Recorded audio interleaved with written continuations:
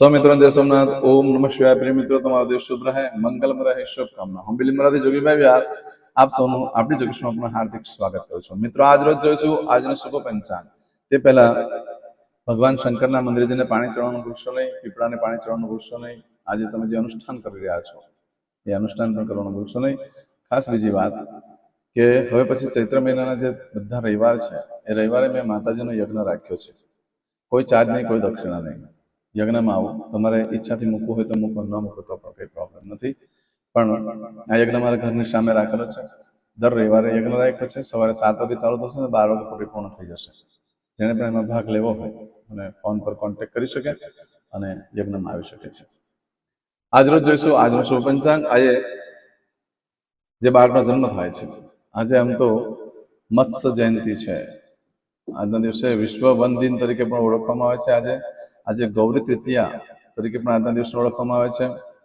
આજે ગણ ગૌરી પણ દિવસ ગણવામાં આવે છે. મનોરથ તૃતીયા તરીકે ઓળખવામાં આવે છે. મનોરથ તૃતીયા એટલે દરેક પ્રકારની મનોરથ પૂર્ણ કરનારી તૃતીયા. આજે છે ત્રીજ, શનિવાર છે.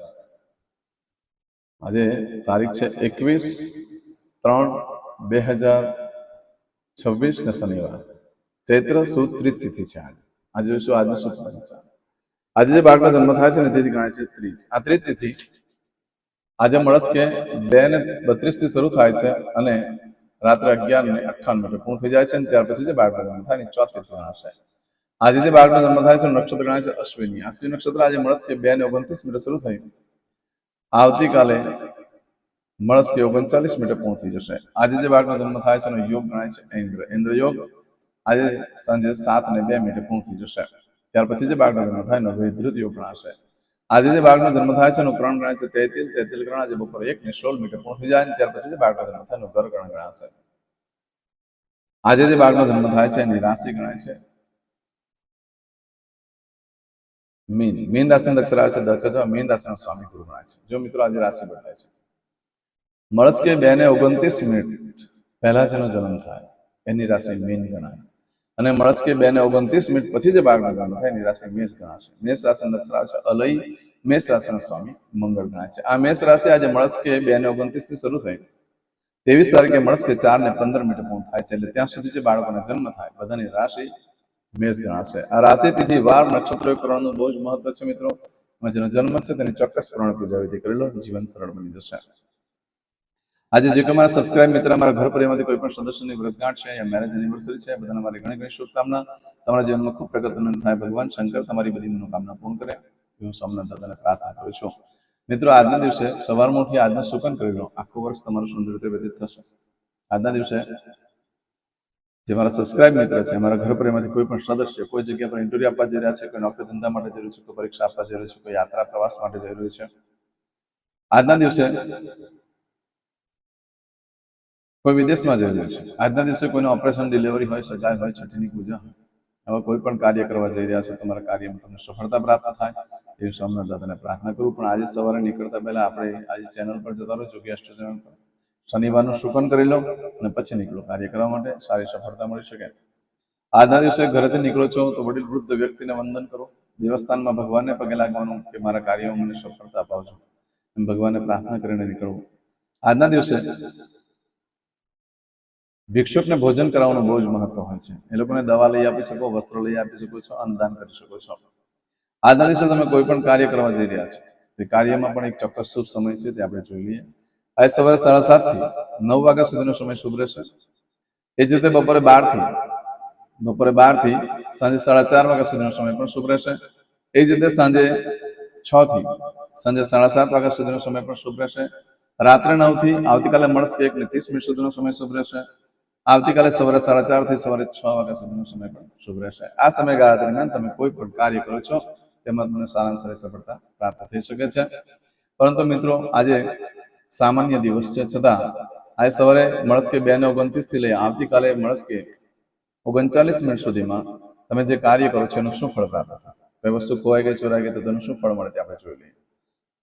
આ સમયગાળા દરમિયાન કોઈ પણ વસ્તુ ખોવાઈ ગઈ, ચોરાઈ ગઈ તો ફરી પાછી પણ ખોવાની, ચોરાવાની શક્યતા રહેશે. મળે તો 9 દિવસમાં મળી જાય, બાકી મળવાની શક્યતા બિલકુલ ઓછી છે. આ સમયગાળા દરમિયાન નોકરી માટે, ઇન્ટરવ્યુ આપવા માટે, વિદેશ જવા માટે, ઇન્ટરવ્યુ આપવા માટે શ્રેષ્ઠ દિવસ છે આજનો દિવસ. આજે ખરીદી કરવા માટે પણ ઉત્તમ, વેચાણ કરવા માટે પણ સરસ, કોઈ પણ કાર્યનો આરંભ કરવા માટે પણ સરસ છે. આજે જે કાર્ય કરો ને વારે ઘડીએ કરવાનો યોગ ઊભો થાય છે. માટે જે લોકો ફ્રેન્ચાઇઝી ચલાવતા હોય છે, પોતાની શાખા અલગ અલગ જગ્યા પર અલગ અલગ ગામમાં શાખા બનાવવા માંગતા હોય તો એ લોકો આજે શરૂ કરી શકે છે. આજના દિવસે દરેક પ્રકારના કાર્યો કરી શકો છો, પણ એમાં ખાસ કરીને જે વારે ઘડીએ કરવાથી વધારે ધન પ્રાપ્ત થાય તેવા કાર્યોનો પ્રારંભ આજથી કરી દો તો ઘણો ધન લાભ થશે ને ઘણો લાભ મળશે. આજે દરેક પ્રકારના કાર્યો કરી શકો છો. ગાડી ખરીદી શકો છો, મિલકત ખરીદી કરી શકો છો, ઘર, જમીન, પ્રોપર્ટી વગેરે ખરીદી કરી શકાય છે. ઇલેક્ટ્રોનિક્સ આઇટમ પણ ખરીદી કરી શકાય છે, વાહન વગેરે પણ ખરીદી કરી શકો છો, સોનું ચાંદી વગેરે પણ ખરીદી કરી શકાય છે. આજના દિવસે નવસ્ત્ર ધારણ કરવાથી ઘરમાં સારા પ્રસંગો આવે છે, પરંતુ તમારો સ્વભાવ બહુ ઉતાવળિયો થઈ જશે. ઉતાવળિયા સ્વભાવને કારણે ઘણીવાર આપણે નુકસાન પણ ભોગવવું પડતું હોય છે. પણ જે ભાઈઓ બહેનોના લગ્ન ન થતા હોય લોકો આજે કોરા વસ્ત્ર ઓઢી લે, લગ્ન માટે જલ્દીથી જલ્દી સારી જગ્યાથી લગ્નની વાત આવી શકે છે. આજના દિવસે આવું બધું જે ફળ છે એ મળસ કે 2:32 થી લઈ આવતીકાલે, આજે મળસ કે 2:29 થી લઈ આવતીકાલે મળસ કે 39 સુધીમાં તમને આ ફળ પ્રાપ્ત થાય. આજે કરશો આજનો સંકલ્પ, ચમચીમાં પાણી લઈ લો. અદ્યતન માસના માસોત્તમ પરમ પવિત્ર ચૈત્ર માસે શુભે શુક્લ પક્ષ તૃતીયાયામ નંદવાસન વિત્તાયામ. ખાસ મિત્રો, આવતીકાલથી આપણે યજ્ઞ શરૂ કરીએ છીએ. આ યજ્ઞમાં દરેક જણ આવીને બેસી શકે છે, પણ ખાસ કરીને જે લોકોએ ગયા વર્ષે જાન્યુઆરીથી લઈ આ વર્ષના જાન્યુઆરી સુધીમાં જે લોકો મારી પાસે વિધિ કરાઈ ગયા છે એ લોકોને શ્રીફળ હોમવાનું મુહૂર્ત આ સમયગાળા આ 5 રવિવાર 4 રવિવાર જે યજ્ઞ રાખ્યો છે એમાં આવશે. એટલે ગયા વર્ષની જાન્યુઆરીથી લઈ ફેબ્રુઆરી સુધીના જે છે ગયા વર્ષના 2025ના એ લોકોએ શ્રીફળ હોમવાનું, તમારા પર મેસેજ આવશે અને તમને લેટર પણ મળશે. એ લોકોએ શ્રીફળ હોમવા માટે આવી જવાનું, પહેલાથી જ નામ લખાઈ દેજો. વિડીયો પતે એટલે સંકલ્પ પતે એટલે મને જય સોમનાથ, જય માતાજી, તમે જે ભગવાનની ઉપાસના કરતા હોય તેનું નામ લખી મોકલી આપજો. તમને લાઈક આપીશ અને ભગવાનની પ્રાર્થના પણ કરી દઈશ. હવે દરેક જણા પોતાનું સાચું નામ બોલી દો. તમારું ગોત્ર ખબર હોય તો ગોત્ર બોલી દેવાનું. પછી બોલવાનું છે અહમ, મમ, આત્મન, શ્રુતિ, સ્મૃતિ, પુરાણોક્ત, પુણ્ય, ફલ, પ્રાપ્તિ, અર્થમ, અપ્રાપ્ત, લક્ષ્મી, પ્રાપ્તિ, અર્થમ, પ્રાપ્ત, લક્ષ્મી, ચિરકાલ, સૌ, રક્ષણાત્મક, લોકેવા, સભાયામ, રાજદ્વારે, વ્યાપારે, વિદ્યા અભ્યાસે, દેશે વિદેશે, સર્વત્ર, યશ, કીર્તિ, વિજય, લાભાદિ, પ્રાપ્તિ, અર્થમ, મમ, અખિલ કુટુંબસ્ય, આયુ, આરોગ્ય, ऐश्वर्यादि, प्राप्ति, अर्थम, मम, जन्म, समय, तथा च विप्र वृंदानां जन्म समय, जन्म कुंडली मध्ये स्थित ग्रहः, गोचर ग्रहः, महादशा, अंतर्दशा, प्रत्यंतर्दशा, तथा च योग, युति, दृष्टि मध्ये शुभ फल प्राप्ति अर्थम, भय, रोग, शत्रु, बाधा, दोष, मारण, तारण, मंत्र, तंत्र, अरिष्ट, दोष, पीड़ा, निवृत्ति अर्थम, भूत, प्रेत, पिशाचादि द्वारा रचित अरिष्ट दोष निवृत्ति अर्थम, मम सकल मनवांछित फल. और तुम्हारा मन में जे कई इच्छा हो बोली जवान.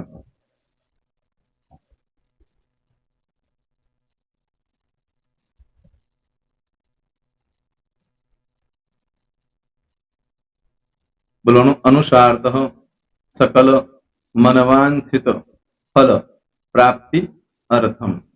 હવે જે બરકતની પૂજા વાળા છે એ લોકો તો આ બધું બોલવાનું જ હોય છે, એ લોકો માટે કોઈ સ્પેશિયલ નથી. પણ જે લોકોએ હવે જે કહું છું તે લોકોએ જ બોલવાનું, જેના લગ્ન થઈ ગયા હોય એ લોકોએ બોલવાનું છે. મમ દાંપત્ય જીવન મધ્યે સુખાકારી પ્રાપ્તિ અર્થમ પુત્ર પૌત્રાદિ સંતતિ પ્રાપ્તિ અર્થમ. આ સંતાન પ્રાપ્તિ વાળા માટે પણ આવી જાય છે એમાં. દીર્ઘ આયુ આરોગ્ય ઐશ્વર્યાદિ પ્રાપ્તિ અર્થમ. તથા ચ હવે જેના લગ્ન નથી થયા તે લોકોએ બોલવાનું. મમ જટટી વિવાહ યોગ પ્રાપ્તિ અર્થમ વિવાહ પશ્ચાત દાંપત્ય જીવન મધ્યે સુખાકારી પ્રાપ્તિ અર્થમ. હવે જે લોકોને સંતાન પ્રાપ્તિ નથી, જે લોકોને સંતાન પ્રાપ્તિ છે કરવી છે એ લોકોએ બોલવાનું. મમ દાંપત્ય જીવન મધ્યે સુખાકારી પ્રાપ્તિ અર્થમ તથા ચ દીર્ઘ આયુ આરોગ્ય ઐશ્વર્યાદિ સમન્વિત સંતતિ સુખ પ્રાપ્તિ અર્થમ. હવે જે અભ્યાસ કરી રહ્યા છો છોકરાઓ વિદ્યાર્થીઓ છે તે લોકોએ બોલવાનું છે. મમ વિદ્યા અભ્યાસ મધ્યે ઉત્તરો ઉત્તર પ્રગતિ ઉન્નતિ સાનુકૂલતા પૂર્વક દિવ્ય સફળતા પ્રાપ્તિ અર્થમ. હવે જે લોકો વિદેશમાં જવા માંગતા હોય કે શીપમાં જવા માંગતા હોય, મતલબ ભારત દેશની બહાર જઈને ધંધો વેપાર કરવા માંગતા હોય એ લોકોએ, અથવા વિદેશ જવા માંગતા હોય કાયમ માટે, એ લોકોએ બોલવાનું છે. મમ જટટી વિદેશ ગમન યોગ પ્રાપ્તિ અર્થમ વિદેશ ગમન કાર્ય મધ્યે સાનુકૂલતા પૂર્વક દિવ્ય સફળતા પ્રાપ્તિ અર્થમ. આરોગ્ય વાળા બોલવાનું છે, જેને આરોગ્યની પૂજા આપેલી હોય એ લોકોએ. એમ તો દરેક જણા જ બોલવાનું છે. બોલો. મમ આયુ આરોગ્ય ઐશ્વર્યાદિ પ્રાપ્તિ અર્થમ.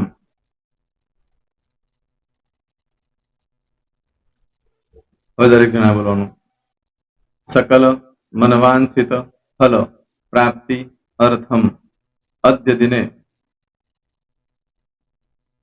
પ્રધાન દેવતાનામ નિત્ય દિન અનુસાર્ધ પૂજન અર્ચન કર્મણિ અહમ કરીશ્ય.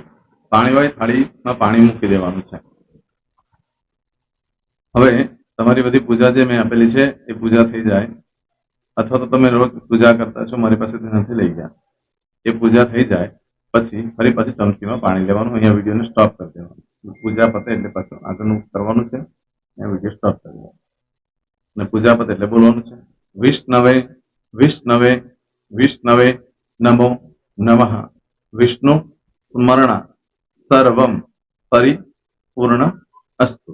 એતાની ગંધ પુષ્પ ધૂપ દીપ નૈવેદ્ય તાંબૂલ દક્ષિણા પ્રદક્ષિણા સહિત પ્રણુ મમ સકલ મનવાંછિત ફલ પ્રાપ્તિ અર્થમ પૂજન અર્ચન પ્રિયદાન ન મમ. પાણી મૂકી દેવાનું, પાછું પાણી લેવાનું. પૂજન અર્ચન બ્રહ્માર્પણમસ્તુ. નીચે જમીન પર પાણી મૂકો, એમાં આંગળી ઘસી કપાળમાં તિલક કરી દો. કપાળમાં જમીન પર પાણી મૂક્યું છે એમાં. ત્યાર પછી ભગવાનને કહેવાનું કે હે પ્રભુ, આજે પૂજા કરતા કોઈ પણ પ્રકારની ભૂલચૂક થઈ ગઈ હોય તો અમને ક્ષમા કરજો. અમે તમારા બાળક છીએ. પ્રભુ, તમારો ખૂબ આભાર માનું છું. આજે મારી પાસે તમારી પૂજા કરાવી, મારી મનોકામના પૂર્ણ કરી. પ્રાર્થના કરી દો. જગ્યા પરથી ઉભા થઈ શ્રીનારાયણ ભગવાનને પાણી ચડાવી દો અને નિત્ય કર્મ જે કરતા હોય તે કરો. જય શ્રી. તમારો દિવસ શુભ રહે, તમે અને તમારો પરિવાર સુખી રહે, સંપન્ન રહે, સુરક્ષિત રહે, એ ભગવાન સોમનાથ દાદાને પ્રાર્થના.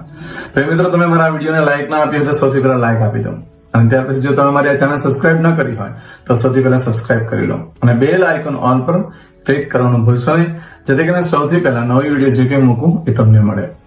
મિત્રો, કંઈ પણ મૂંઝવણ હોય તો મને આ નંબર પર તમે ફોન કરીને પૂછી શકો છો. મારો મોબાઈલ નંબર છે 9825546459. મિત્રો, કોમેન્ટ્સમાં જય સોમનાથ લખવાનું ભૂલશો નહીં. ફરી પાછા નવા વિડીયો સાથે મળીએ. ત્યાં સુધી સૌને જય સોમનાથ.